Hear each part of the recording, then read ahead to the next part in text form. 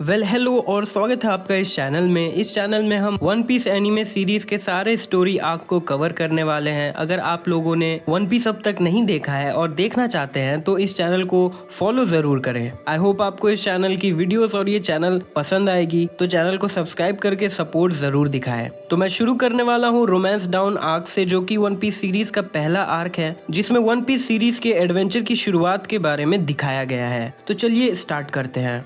Goldy Roger the pirate king, जिसने enormous wealth, fame और power attain कर चुका है, उसके एग्जीक्यूशन के पहले वो क्राउड के सामने अनाउंस करता है कि उसने अपने सारे ट्रेजर को एक सर्टेन प्लेस में छुपा रखा है ताकि पूरी दुनिया एंटर कर जाए ग्रेट एज ऑफ पायरेट्स में। 11 साल के बाद रेड हेयर शैंक्स एक छोटे से पोर्ट विलेज फूशा विलेज में आता है। एक साल वहां रहने के बाद मंकी डी लोफी नाम का एक लड़का उनके शिप में आता है, ये प्रूफ करने के लिए कि वो उनके क्रू में ज्वाइन करने के लायक है, अपने लेफ्ट आई के नीचे स्टैब करके। उसके बाद पायरेट और लूफी बार जाते हैं जहां पायरेट्स और लूफी के बीच लूफी के क्रेजीनेस के बारे में डिस्कस करते हैं। रेड हेयर शैंक्स लूफी को अपने क्रू में ज्वाइन करने की परमिशन दे देता है, लेकिन जेंटली उसे मना भी कर देता है क्योंकि लूफी अब भी बहुत छोटा है। तभी अचानक से वहां एक माउंटेन बैंडिट्स का ग्रुप आता है जिसका लीडर का नाम मिगुमा होता है। बार में एंटर करते ही वो अल्कोहल की डिमांड करता है।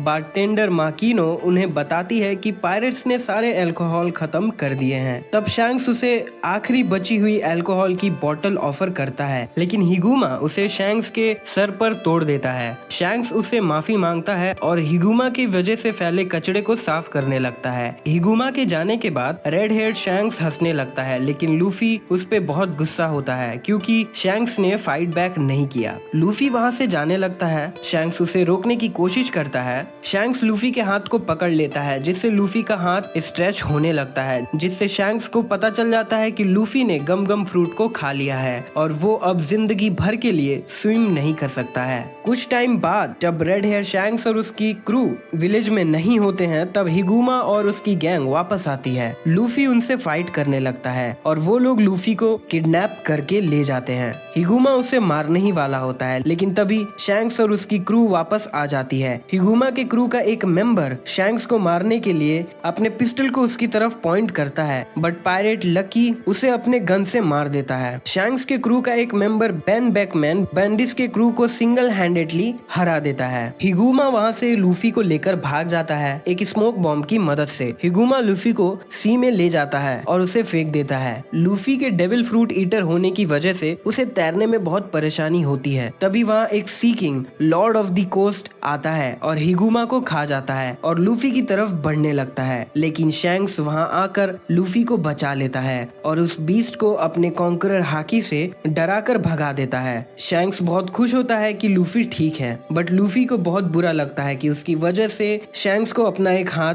गंवाना पड़ा उसे बचाने के लिए। कुछ समय बाद जब रेड हेयर पायरेट फूशा विलेज को छोड़ने की तैयारी कर रहे होते हैं, तब लूफी वहां आकर उन्हें बताता है कि वो उनके क्रू को ज्वाइन नहीं करेगा, बल्कि अपना खुद का क्रू बनाएगा और शैंक्स से भी ज्यादा पावरफुल बनेगा और सी के ग्रेटेस्ट ट्रेजर को खोजकर पायरेट किंग भी बनेगा। लूफी के बातों को बढ़ावा देते हुए शैंक्स उसे अपनी स्ट्रॉ हैट देता है और उससे कहता है कि इसे वो रिटर्न तभी करे जब वो उसे सरपास कर जाएगा। 10 साल के बाद लूफी अपने पहले वॉच पर निकलता है एक छोटे से बोट में। तभी वहाँ सी मॉन्स्टर सामने आता है, जिसे लूफी अपने गम गम पिस्टल अटैक से एक ही बार में मार देता है। लूफी का प्लान ये रहता है कि वो कम से कम 10 क्रू मेंबर्स को ऐड करेगा अपने पायरेट क्रू में और एक पायरेट फ्लैग क्रिएट करेगा, फिर पायरेट किंग बनेगा। तभी वहाँ एक पायरेट शिप आती है जिसकी कैप्टन अल्वीडा होती है, जो कि अपने सबऑर्डिनेट्स को मारते रहती है उनके काम ना करने की वजह से, स्पेशली केबिन बॉय कोबी को।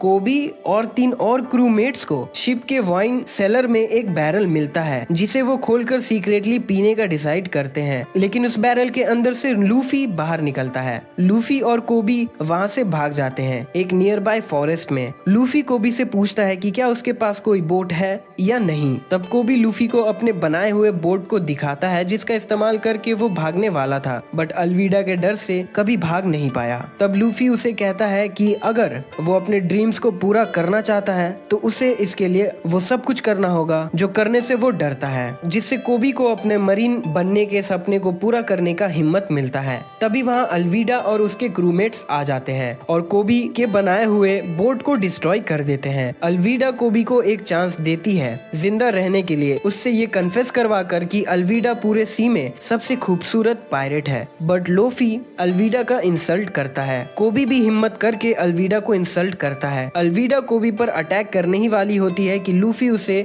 बचा लेता है और अल्वीडा को अपने गम पिस्टल पंच से गिरा देता है और उनके क्रू से एक बोट लेकर वहां से चला जाता है। कोबी लूफी को बताता है कि उसके पायरेट किंग सपने को पूरा करने के लिए उसे ग्रैंड लाइन, जो कि पायरेट ग्रेवयार्ड के नाम से फेमस है, वहां एंटर करना पड़ेगा। तब लूफी उसे बताता है कि वहां सर्वाइव करने के लिए पहले वो एक पावरफुल क्रू बनाएगा और डिसाइड करता है पायरेट हंटर और मरीन प्रिजनर रोरोनोआ जोरो को अपने क्रू में ऐड करने का। जोरो के बारे में सुनते ही कोबी शॉक्ड हो जाता है क्योंकि जोरो एक डेमोनिक बीस्ट माना जाता है। कोबी के नेविगेशन स्किल की वजह से दोनों शेल्स टाउन पहुंचते हैं, जहां के एक मरीन बेस में जोरो को रखा गया होता है। लूफी और कोबी जब मरीन बेस में पहुंचते हैं तब वहां जोरो एक क्रूफिक्स में बंधा हुआ होता है। जोरो लूफी को खुद को फ्री करवाने कहता है। तभी वहां एक रीका नाम की लड़की आती है जो कि जोरो को राइस बॉल्स खिलाने आई है, लेकिन अचानक वहां मॉर्गन का बेटा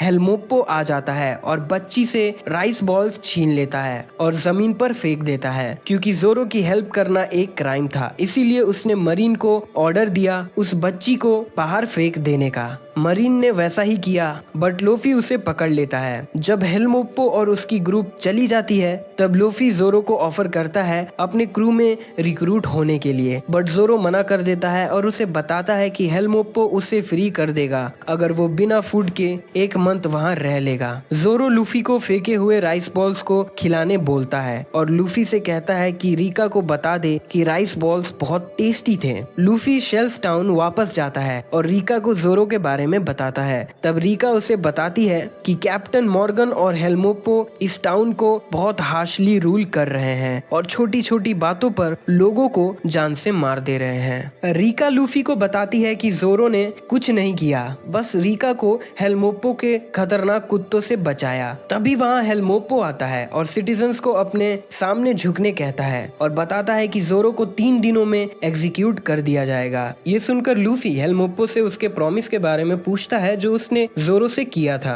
तब हेल्मोप्पो उसे बताता है कि उसने बस एक मजाक किया था। लूफी गुस्से में हेल्मोप्पो को एक पंच मारकर जमीन पर गिरा देता है। कोबी लूफी को रोकता है। हेल्मोप्पो लूफी को धमकी देता है कि वो ये बात अपने फादर को बताएगा और लूफी से अपना बदला लेगा। लूफी फिर से मरीन बेस जाता है जोरो को रिक्रूट करने के लिए। जोरो फिर से उसे मना कर देता है। जोरो लूफी को अपने स्वॉर्ड के बारे में बताता है कि हेल्मोप्पो ने उसके स्वॉर्ड्स को लेकर रखा है। तब लूफी कहता है कि अगर जोरो लूफी के क्रू को ज्वाइन करता है तो वो उसके स्वॉर्ड्स को वापस लाएगा। मरीन बेस के अंदर हेल्मोप्पो मॉर्गन से लूफी को मारने कहता है, बट मॉर्गन उसे इग्नोर करके मरीन बेस के रूफ पर चला जाता है जहां मॉर्गन का एक बड़ा स्टैचू बन रखा होता है। हेल्मोप्पो मॉर्गन से पूछता है कि जिसने उसके बेटे पर अटैक किया वो उसे क्यों छोड़ रहा है। मॉर्गन उसे जवाब देता है कि हेल्मोप्पो अपने खुद के बैटल्स के लायक है और वो सिर्फ उन्हीं को मारता है जो उन्हें डिफाई करते हैं। तभी मॉर्गन को पता चलता है कि रीका, जो कि मरीन के ऑर्डर को ना मानते हुए जोरो को फीड करती है, वो अब भी जिंदा है।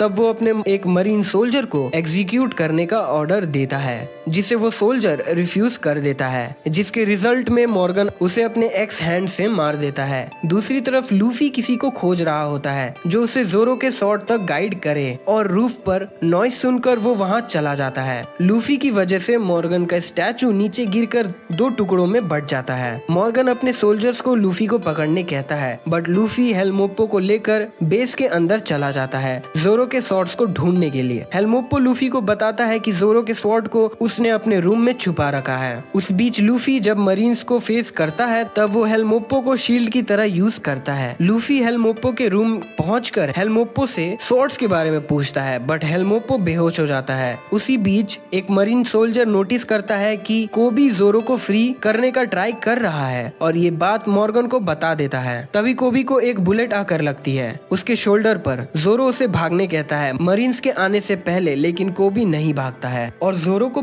बताता है कि हेलमोप्पो और जोरो के बीच जो एग्रीमेंट हुआ है वो सब कुछ एक झूठ है, और ये जानने के बाद लूफी हेलमोप्पो से लड़ रहा है। कोबी जोरो को लूफी की हेल्प करने कहता है, लेकिन तभी वहाँ मॉर्गन और उसके सोल्जर्स आ जाते हैं। मॉर्गन अपने सोल्जर्स को ऑर्डर करता है दोनों को शूट करने के लिए, जिससे जोरो परेशान हो जाता है क्योंकि जोरो ने किसी को प्रॉमिस कर रखा है ना मारने की जब तक उसके ड्रीम्स पूरे नहीं हो जाते हैं। जोरो अपने फ्लैशबैक में जाते हुए याद करता है कि जब वो छोटा था तब जोरो एक डोजो में ट्रेनिंग करता था और कुइना जो कि डोजो मास्टर कोशिरो की बेटी रहती है उससे 2000 बार डुअल्स में हार चुका होता है। जोरो फ्रस्ट्रेटेड रहता है और कुइना को चैलेंज करता है एक और फाइट के लिए रियल स्वॉर्ड्स के साथ, लेकिन वो उसमें भी हार जाता है जिससे जोरो और ज्यादा फ्रस्ट्रेटेड हो जाता है। तब कुइना जोरो को बताती है कि वो भी बहुत फ्रस्ट्रेटेड है क्योंकि उसके फादर का कहना है कि आदमी हमेशा औरत को सरपास कर जाते हैं स्ट्रेंथ के मैटर में। ये बात सुनकर जोरो और ज्यादा गुस्से में आ जाता है। तब जोरो और कुइना एक प्रॉमिस करते हैं कि वो दोनों वर्ल्ड के ग्रेटेस्ट स्वॉर्ड्समैन बनेंगे और एक दूसरे से डुएल करेंगे उस टाइटल के लिए। पर अगले ही दिन जोरो को पता चलता है कि कुइना स्टेयर से नीचे गिरकर मर जाती है। जोरो कोशिरो से कुइना की स्वॉर्ड्स को रखने के परमिशन मांगता है और डिक्लेयर करता है कि वो अपने प्रॉमिस को फुलफिल करेगा ग्रेटेस्ट स्वॉर्ड्समैन बनकर। फ्लैशबैक से वापस आते हुए मरीन कोबी और जोरो पर शूट करते हैं, बट लोफी बीच में जंप करता है और सारे बुलेट्स को खुद पर ले लेता है और उसके रबर की बॉडी की वजह से सारे बुलेट्स बाउंस बैक कर जाते हैं मरीन्स की तरफ। लूफी जोरो को उसके स्वॉर्ड्स दे देता है। जोरो लूफी के ऑफर को एक्सेप्ट कर लेता है। मरीन्स लूफी और जोरो पर अटैक करने के लिए आगे बढ़ते हैं। लूफी उन्हें अपने स्ट्रेच लेग से गिरा देता है और मॉर्गन से लड़ने चला जाता है। तभी हेलमोप्पो कोबी के ऊपर गन पॉइंट करता है लूफी को रोकने के लिए, बट लूफी अपने गम पिस्टल अटैक से उसे मार गिराता है। मॉर्गन पीछे से लूफी के ऊपर अटैक करता है, बट जोरो उसे बचा लेता है और मॉर्गन पर अटैक करके मॉर्गन और हेलमोप्पो को हरा देता है और मरीन्स सेलिब्रेट करने लगते हैं। लूफी, जोरो और कोबी रिका की माँ के रेस्टोरेंट में जाकर खाना खाते हैं। लूफी और जोरो अपने आगे के सफर की तैयारी करते हैं। कोबी उन्हें लाइफ लेसन सिखाने के लिए थैंक्स कहता है। मरीन भी रेस्टोरेंट में आकर पायरेट्स को थैंक्स करते हैं। कोबी मरीन को ज्वाइन कर लेता है। लूफी कोबी से कहता है कि वो दोबारा जरूर मिलेंगे। इसी के साथ रोमांस टाउन आर्क यहीं खत्म होती है और ये वीडियो भी। आई होप आपको ये वीडियो पसंद आई होगी। अगर आपको ये वीडियो अच्छी लगी हो तो वीडियो को लाइक करे, शेयर करे, चैनल को सब्सक्राइब करके अपना सपोर्ट जरूर दिखाएं और नोटिफिकेशन बेल को ऑन करना ना भूले। तब तक के लिए बाय, मिलते हैं अगली वीडियो में।